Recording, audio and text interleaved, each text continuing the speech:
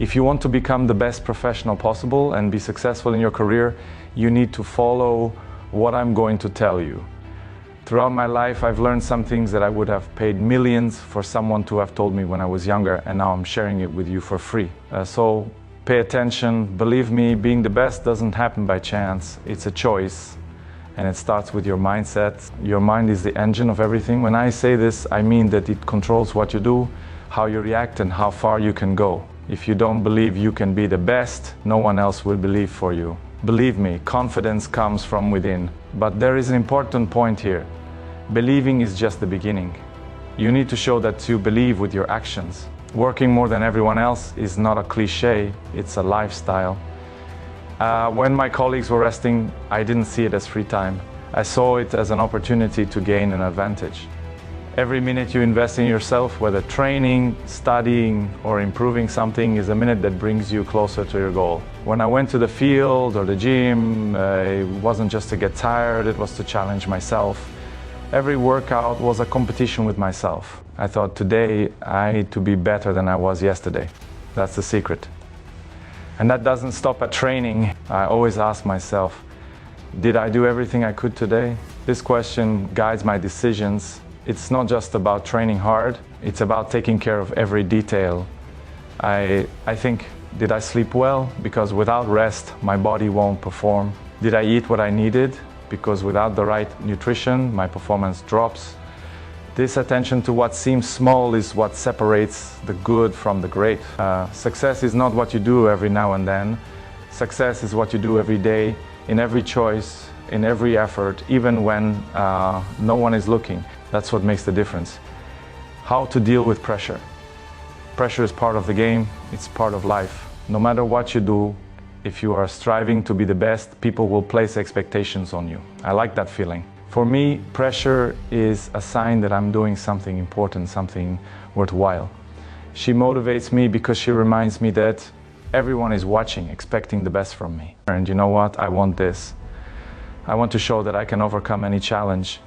But not everyone is prepared to deal with it. That's what I always say. If you can't handle pressure, you're not ready to be the best, because pressure can crush you if you're not prepared. And how do you prepare? Doing the work, training more, studying more, taking care of every detail. When you know you've done everything you can, the pressure stops being a scary thing. She becomes a force, it gives you focus. It's like an important game. If you're confident in your preparation, the pressure helps you shine. Now, let's talk about people. There will always be someone talking about you. Some will praise you, others will criticize you, some will even root against you. That's part of it. The secret is to not let their opinion define who you are. I learned to listen to the people who really matter, my family, my coaches, my colleagues who want to see me grow. Yes, I listen to those. The rest, I ignore.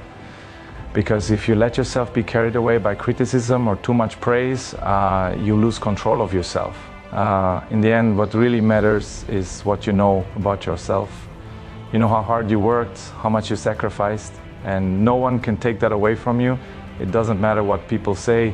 The important thing is how you respond, how you stand your ground. Pressure is not your enemy.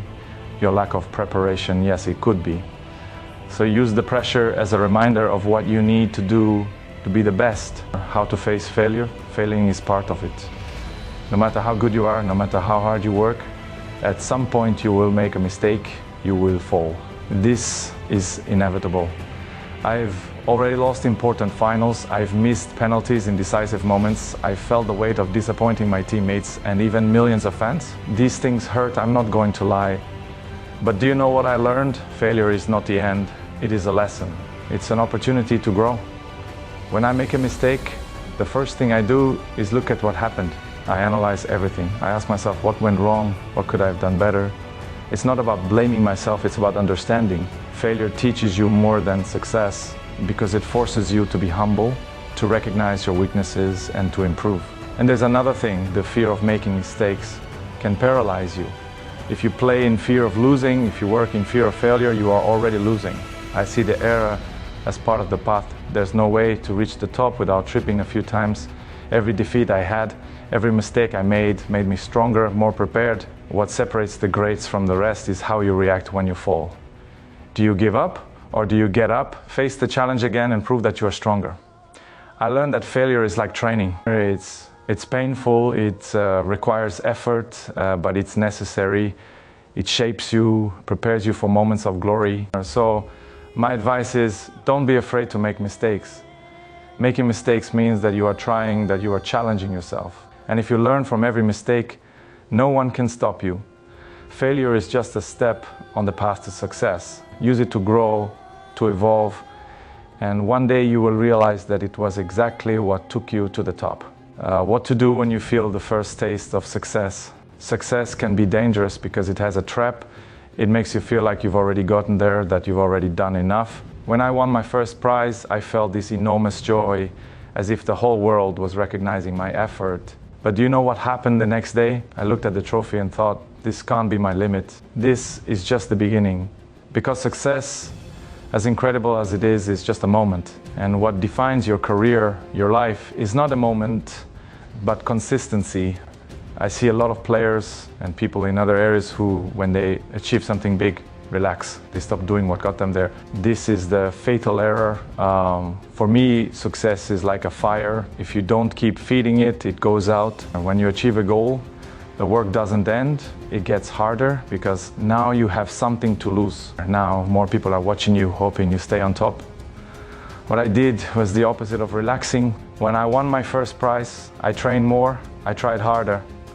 I wanted to prove that it wasn't luck, that I deserved to be there, and that no one could take that away from me. You need to have the humility to understand that success is temporary if you don't work to maintain it. And I'll say more, success can also isolate you. Some people start to treat you differently, others get jealous, and some even move away. But you can't be distracted. You need to remember who you are, what brought you there. I always think success is not a destination, it's a step. If you want to be remembered, if you want to leave a legacy, the work never stops. So my advice is, when success comes, celebrate it, but don't get comfortable. Use this achievement as motivation to achieve something even greater, because the true champion is not the one who wins once. He is the one who continues to win, who makes success part of his lifestyle. Who to ask for advice? Don't be afraid to ask for help. This is one of the greatest signs of strength, not weakness. I know a lot of people think that to be the best, you have to do everything yourself, but that's not true. No one reaches the top alone. I am who I am today because of many people who helped me along the way. Coaches who corrected me when I was wrong, teammates who challenged me to be better, and my family who always gave me emotional support. But here's the most important point. Don't just ask anyone for help. You need to know who you are asking. Don't listen to everyone. If you try to please or follow everyone's opinion, you will get lost. The secret is to listen to those who really want the best for you, those who know more than you in certain areas and who have experience to guide you. I always try to listen to my coaches because they see things that I can't. They have an external perspective and can identify the details that make a difference.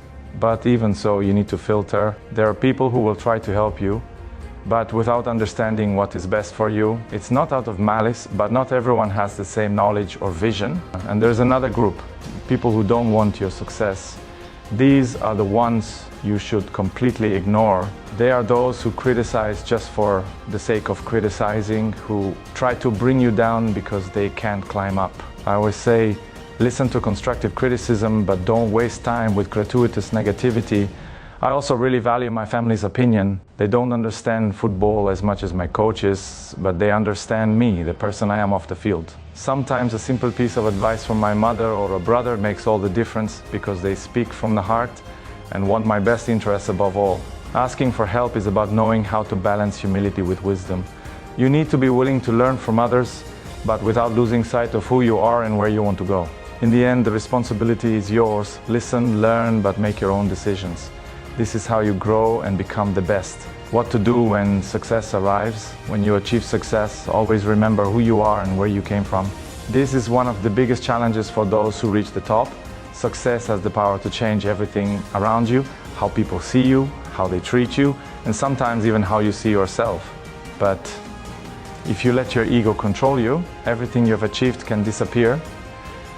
I learned that the true champion is the one who, even at his peak, remains humble and with his feet on the ground.